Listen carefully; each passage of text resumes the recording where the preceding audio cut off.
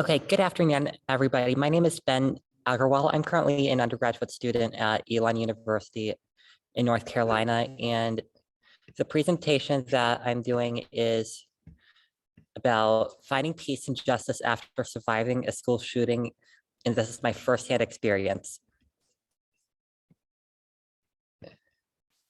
So to start off, on May 7th, 2019, there was a mass shooting at my high school, School Highlands Ranch in Highlands Ranch, Colorado, which is in suburban Denver, where my classmate Kendrick Castillo was murdered.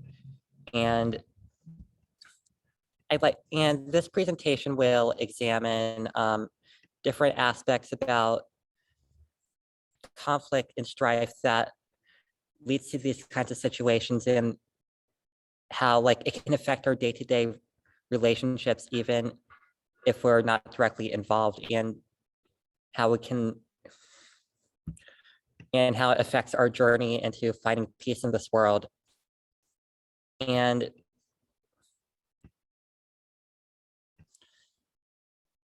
to start off, I'd like to branch into what happened at the beginning of when I was my firsthand experience during the shooting that happened at my high school. So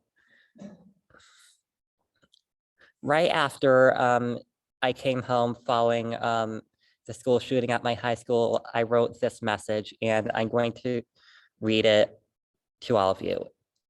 Okay, today was the worst day of my entire life. Today, I almost got killed. For those of you that don't know, I'm a junior at School Highlands Ranch, and there was a shooter at my school. We were on lockdown for half an hour and quickly evacuated by SWAT outside and had to wait in the pouring rain. We were so quickly evacuated that we couldn't even grab a jacket or an umbrella. I was so terrified, not knowing what happened, until I found out that the impossible happened. A shooter entered my school and injured multiple and killed an 18-year-old that was about to graduate and lost their adult life ahead of them. Gun violence needs to stop. This is not a political issue anymore. It is an issue to save the lives of innocent people. Thankfully, I left unharmed.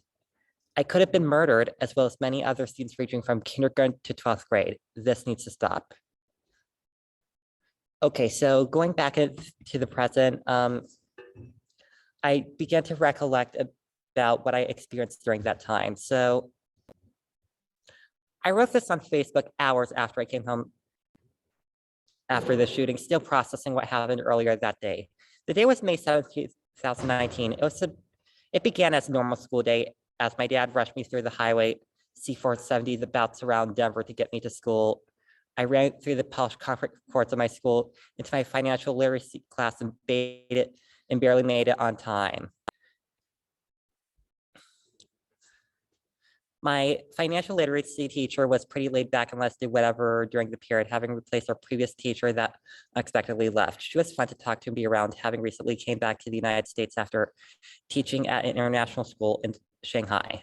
The school had a horrible retention rate for teachers, so it was not unheard of for teachers to leave, especially due to the extremely poor treatment by the school administration. And often the administration terminated our good teachers and replaced them with horrible teachers that did not know how to teach or brought their values into the classroom that don't belong into a public charter school. The class is more of a glorified lounge period for myself, as the assignments were fairly easy to complete ahead, and I normally just chilled and watched movies on my laptop. A couple of years before, my geography teacher suddenly quit, and for a week or two, we had no teacher and no class material, and the school hired a fun teacher that often had fun ways of getting us to learn geography. And being a huge geography nerd, I naturally did extremely well. Being one of the few juniors in my financial literacy class, sitting a couple of seats behind me was one of my classmates, Kendrick, a senior that was eagerly looking forward to graduating and starting at the Arapahoe Community College to study his lifetime passion of engineering.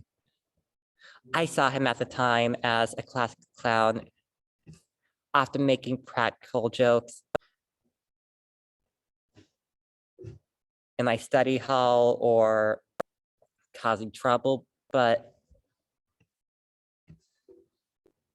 As my financial literacy class came to an end for the day, I walked out and took a glance at Kendrick talking to his friends, and little did I know what would happen a few hours later.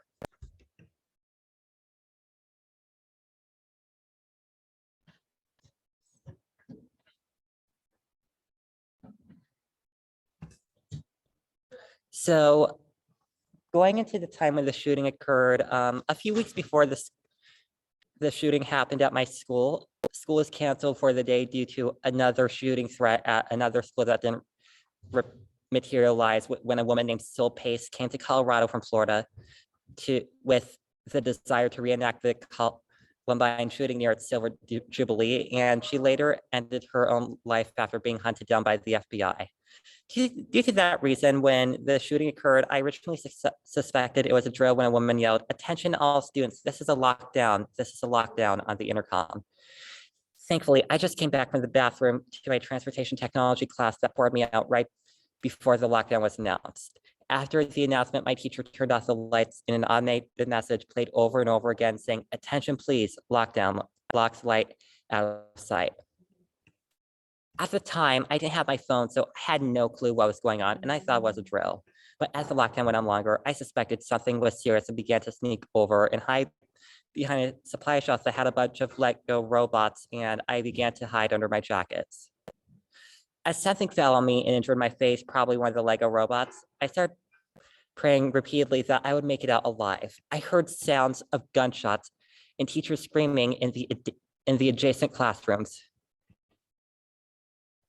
I thought about climbing the shelf and escaping through the ceiling tiles until SWAT stormed our classroom with automatic weapons and told us to run out with our hands behind our heads, and we weren't able to grab anything, not even our jackets or phones at our table. We were rushed through the hallways of the school, through the parking lot, and were grouped onto the lawn of the business park across the street. The area was blocked off by police cars, and I began to see multiple ambulances pull out from the school on the empty streets, and I wondered what was going on. It was so cold outside, and as it was Colorado, we always experience some cold fronts in 1 or 2 snowstorms in May. I began to see my classrooms in tears, some hugging their siblings for comfort, and teachers trying to comfort students that they have never met. I knew something serious happened, and I began to ask around. I saw one student record the evacuation and post it on their Snapchat. I asked another student, and they told me something violent happened and someone died. I thought it was a joke at first, but as I asked teachers, I found out it was real. As I went through the cold of Colorado's May, wearing only a t-shirt and pants, looking for a teacher that had a phone so I could contact my family, I found myself surrounded by middle school students and found a middle school teacher that had a phone I could dial my family with. I then began to dial my nanny and my parents and my stepmother and stepfather multiple times and got no response. And then I eventually got a hold of other family members that were able to let my parents know what had just happened.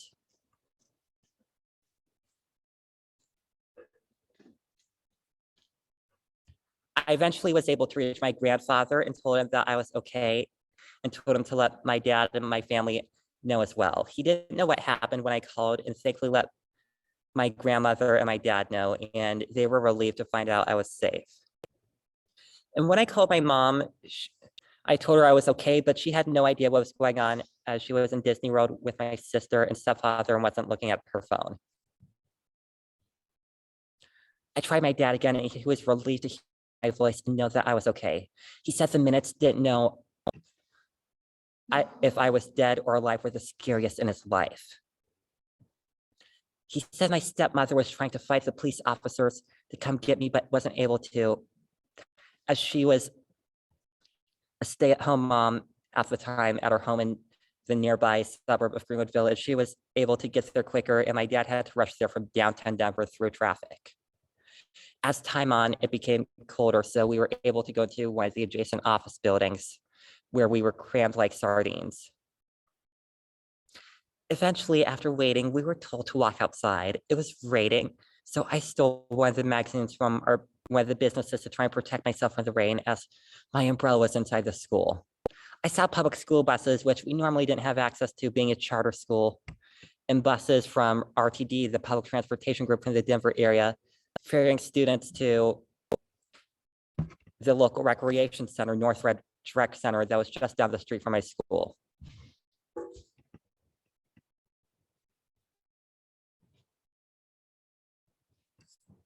We were then crammed into an indoor tennis court in the Northridge Rec Center where we were grouped by last name.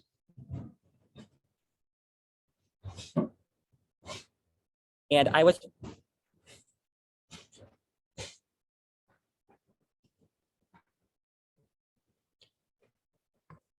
I was still shaken from the shooting,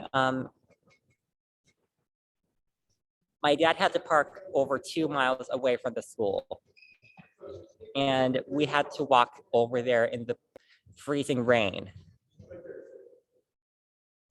The next day, I began to process everything. I found out exactly what happened. And I woke up to the message I wrote having been shared by multiple people, including friends and family in the Midwest, Northeast, and Southeast, and globally by my grandfather, that's been an expat in Southeast Asia for 10 years. And so my story began.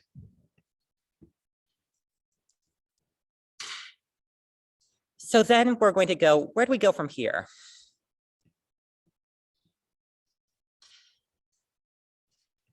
So one of the things in finding peace after horrible events that happen is getting together as community.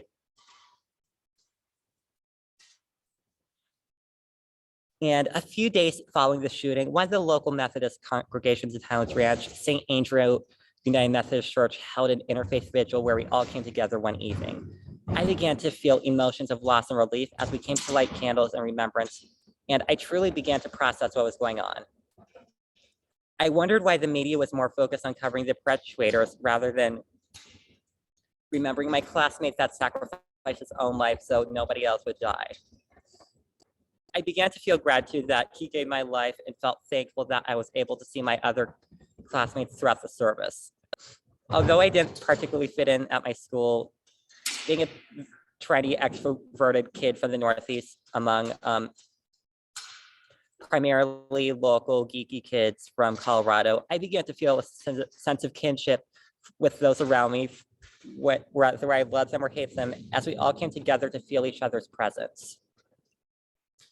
I felt a sense of comfort just to be around others, whether it be seeing my teachers that I previously dreaded, joking with my classmates, hugging classmates that I did projects with, or seeing my best friend from zoology class that I always dissected so many animals with.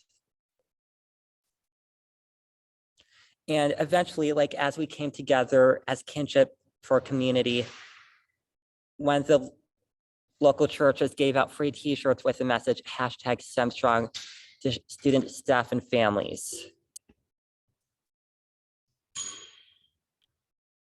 Okay, so now I'm going to go into finding solutions on why these shootings occur and how we can move on and how we can prevent these from happening and find peace.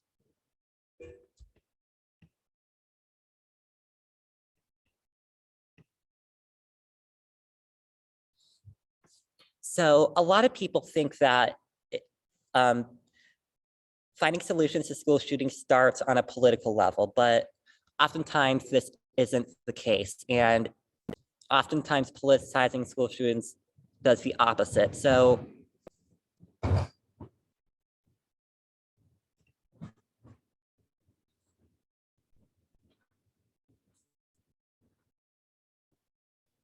ever since the summer after the shooting, I have always pondered what the meaning of life is and why we're here. I pondered what happens to our soul when we die and what does it represent. All this came too close to home after almost experiencing death in my own high school. It was June of 2019 and I was volunteering on the loading dock at Princeton Baptist Medical Center in the scorching and humid Alabama summer. As I was unloading boxes full of medical supplies and goods for the gift shop, I noticed the hospital morgue for funeral homes was right next to where we set our boxes. I volunteered at the same hospital the summer prior and recalled seeing a man take down a stillborn baby to rest when I volunteered in a nearby position. As I came inside to take a break from the 90-degree weather, I saw brochures for nearby funeral homes. As I was driving through the inner cities of Birmingham, back to the white-collar suburb of home that my mother lived in and I visited during my breaks, I went past the local Elmwood Cemetery and saw those that were buried. I saw a warehouse that sold tombstones. And as I came home, I learned about a recent trend called lifelike embalming, where those that have left this world are embalmed to appear like they're alive. I learned about how ashes can be turned to stone to remember someone or made into paintings. I learned about how one's body can be buried in the ground in a concept called green burial, where one's body finds life again by planting their body inside a growing tree. I learned how the Tibetan and Parsi traditions, one body is fed to the vultures after they depart. And from that moment, I began my search for the answer, and I realized that there's no single answer.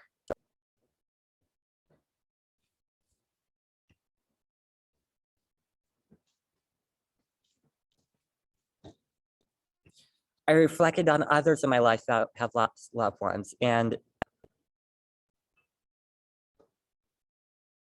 I came to realize that the fact that oftentimes the perpetrators in these school shootings are affected by other trauma in their lives that are left unnoticed by others.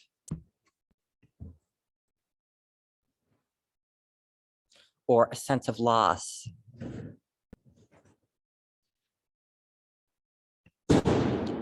So I began to find significance when I read an article by a woman, that Evelyn Bucker, that was a mother that lived in Denver and wrote in one of the local magazines.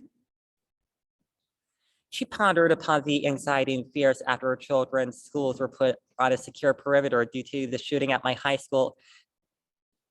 And when on that day, her friend's car had to be searched by her children's school security guard, armed with an AK-15 instead of his usual side pistol, and the security impacts placed on their schools as a result.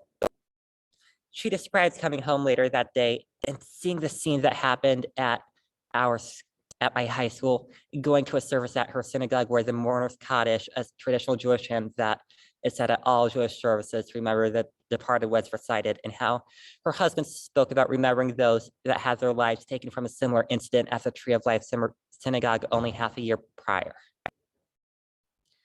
This was before it was announced on the news that Kendrick had lost his life, but as that mother found out about Kendrick's death, she could not hold back her tears. And as a mother, how she felt for his parents, she reflected on her own sense of loss out as she pondered on her daughter's friend passing from brain cancer.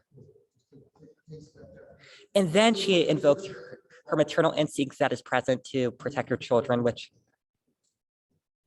I've experienced myself, such as one instance when my mother became really hardline when I was having issues in one of my own relationships. So the mom that wrote this article mentions how her rabbi said that although the Morse Kaddish is said to remember the dead, is a prayer for the future, translating to may they be exalted and sanctified. And then she says that prayer for Kendrick for his exaltation and sanctification, prays for comfort for those impacted by its death and those that have been affected by the STEM shooting.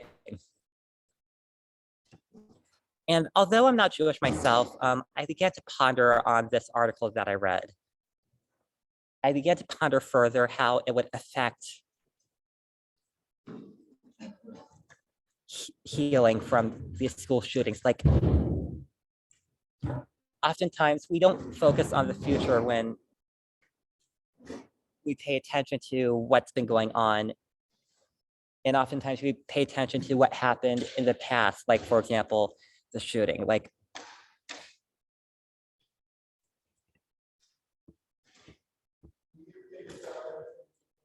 And one of the hardest things for me was coming back to school after that summer.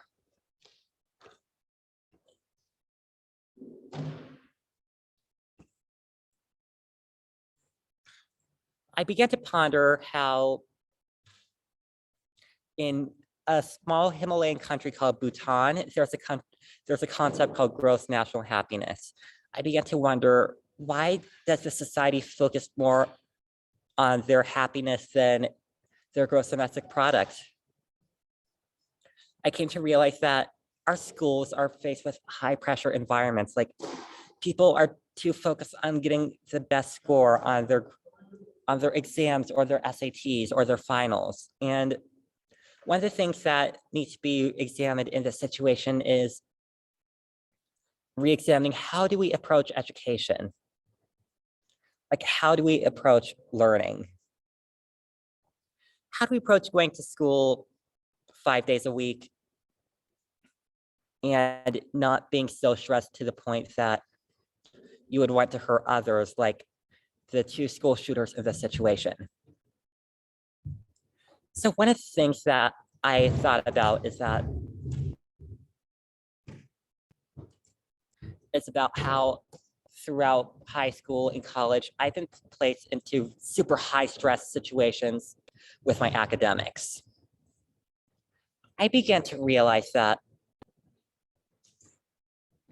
this is mostly in the United States where we're focused, excuse me,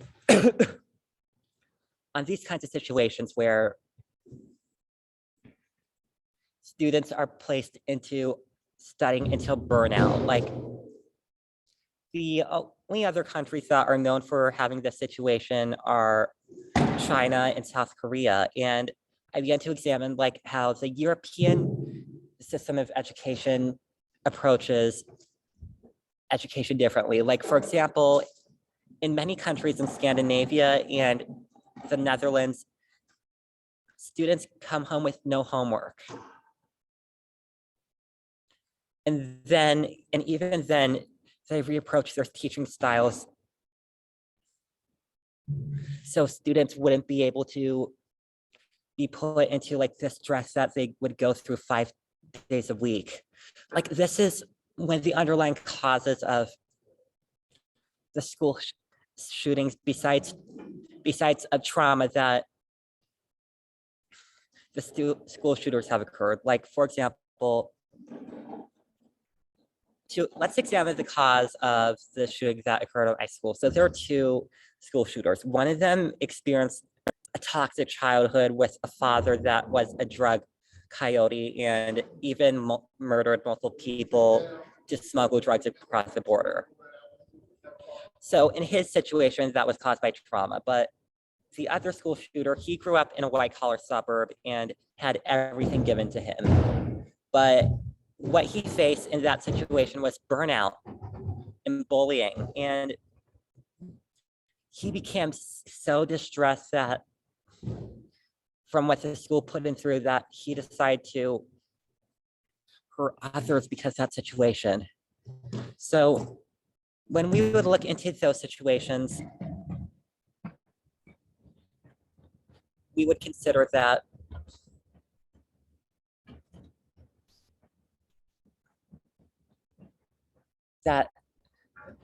the underlying stress that the American education system provides leads to school shootings like these. Like, for example, in Switzerland, they have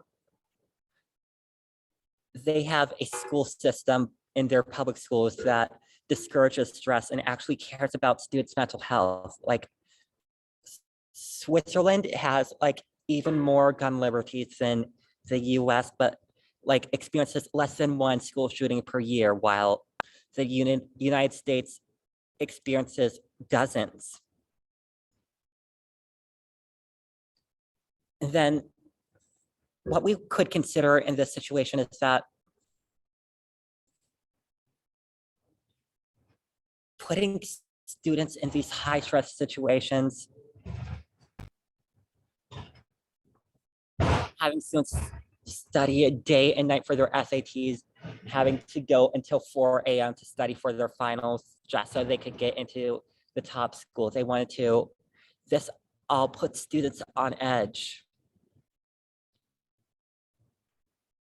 So a solution we could provide into all these situations is increasing mental health support resources to our students in the school systems. Like, for example, having on-site counselors that can help students deal with the stresses of homework. And even going into that is changing the Common Core curriculum so that it would support students' mental health. So these events wouldn't occur where students are so burned out and they're barely holding on to their mental health that they're suicidal. Like this, like these are what causes these problems in the first place. So when we go into that,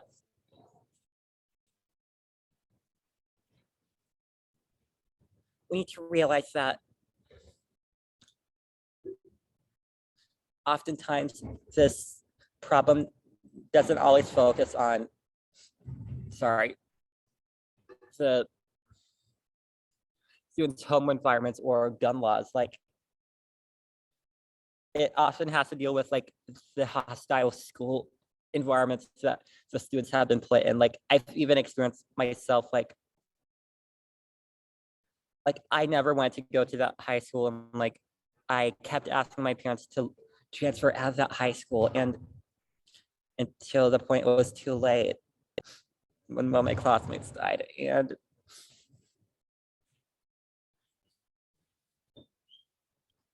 going into that, we need to increase the American education system is broken, that there needs to be change in our education. There needs to be change in the way we approach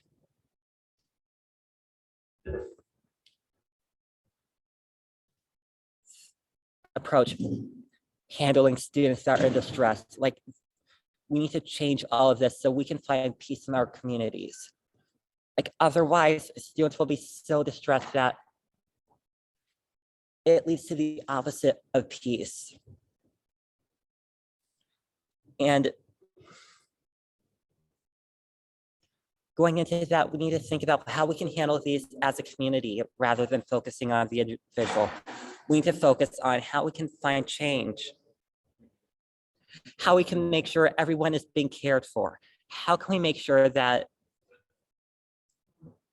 students aren't neglected by their teachers? How can we make sure that students aren't burned out from studying for their standardized tests or for their assignments and finals to the point that they're barely holding on to their mental health? Like there needs to be change in our education system in order to find peace. Like we can focus on other countries that have similar models. Like we can focus on like how the Dutch implemented a system that ultimately focuses on students' mental health. We can focus on how students in Sweden have no homework.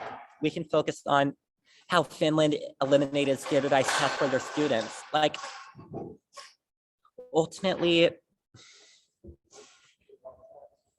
the solutions don't necessarily lie in laws themselves, but the solutions for finding peace in the school system, they rely on how our schools are structured and our curriculum and how we're handling our students.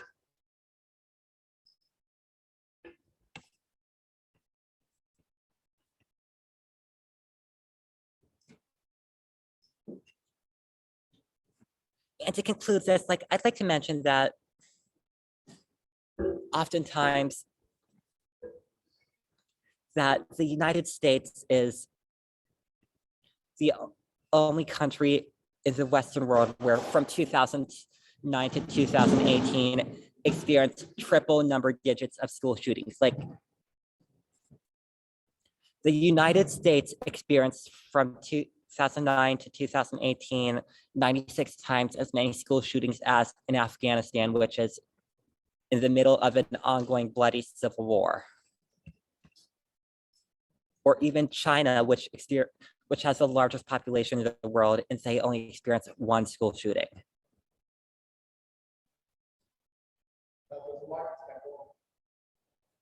And oftentimes when we focus on these situations,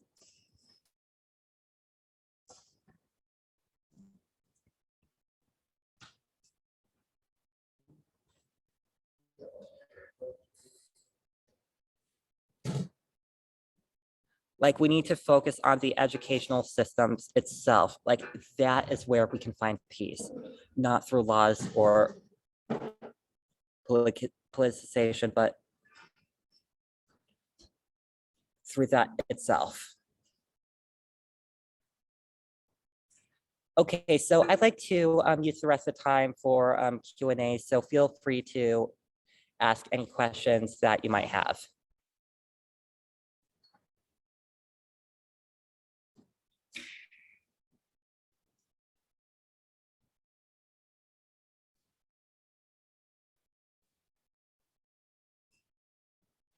Hey Ben, okay, I can ask a question. Everybody else doesn't have like mic access, so we'll just have to see if anything pops up in the Q&A section. But I guess what I'm wondering is, how do you see that shift in the education system that you were talking about? Like, what do you think is a first step to address students' mental health? Yeah, I guess we can start there. One of the first steps that I believe in this situation is making sure that schools have on-site mental health support for their students and ensuring that the curriculum that the students that's being offered by our schools doesn't like put our students like burned into those situations where they're in distress. And I believe that this can start by changing our curriculum and how we handle our public school system and admissions into higher education.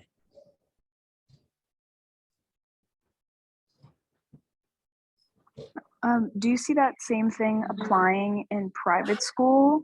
Do you think that they have more opportunity given the amount of resources they have? Yes, most definitely. Like, for example, like I have noticed like a lot of private schools have been implementing these kinds of strategies. Like they've been like they've been utilizing like curriculum models that other countries have been utilizing that remove students from like these situations that like our public school students have to deal with on a daily basis.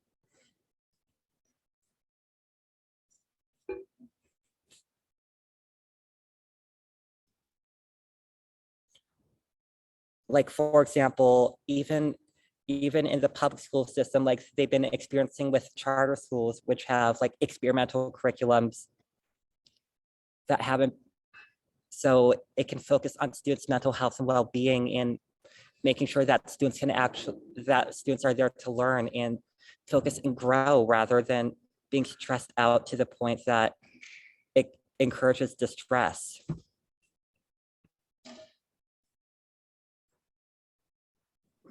Okay, we have a question in the Q&A for you, Ben. Okay. I'll read it out loud. Okay. So Kaylee asks, can you elaborate on the elimination of standardized testing in Finland and those benefits? Okay, so the elimination of standardized testing in Finland and other countries in Europe, with that, the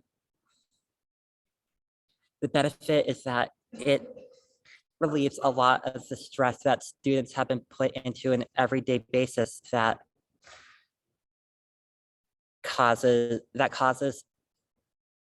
students' mental health to deteriorate. Like high school students like begin studying like at the beginning of their sophomore or junior year for a test that doesn't always measure their academic progress, and they're so bent out of shape into studying just to make sure they get a high score on one test rather than actually focusing on their education and learning and their well-being. And going into that, like it brought students into distress. Like, for example, the two students at my high school, like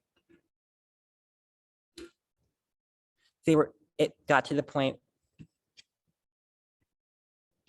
where they would want to hurt others. And going after that, I've noticed that a lot of colleges have even made standardized testing optional, especially due to COVID, and they left it there due to the pandemic because they know some mental health benefits that eliminating standardized testing provides. Like, for example, my university, Elon University, has even experimented with like new models of learning that focuses on students' mental health and making sure that students are there to learn rather than stress out and be burned out. And I'd like to answer the question, and someone just asked the question of how did you process the fear and trauma in immediate aftermath of the incident?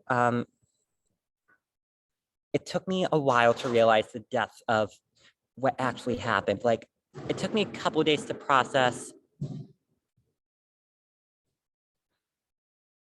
It took me a couple of days to actually process that I almost got murdered. And if it weren't for my teacher pushing the tool chest against the door, I would have likely been injured or killed. And going into that, as time went on, it affected my mental health worse and worse. And eventually, I had to get treatment for it, as with many of the other students at my school that were put into this situation. And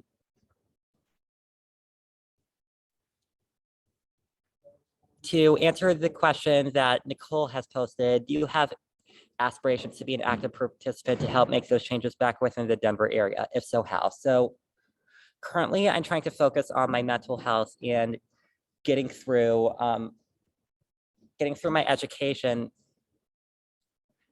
as I'm still affected by this trauma to this day, and it's even affected my academic performance. And it's even gone to the point where I had to leave Colorado, as I'm currently in North Carolina right now to study. And I do feel like eventually that someday I would be ready to come back and help implement those changes in our school systems, not only in Denver, but in the entire United States.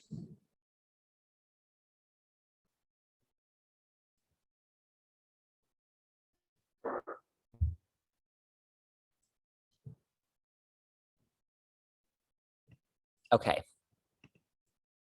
If we don't have any more questions, Ben, we could wait like one more minute, see if somebody drops a question in, but otherwise we can head out. Thank you so much for sharing. We really appreciate your vulnerability.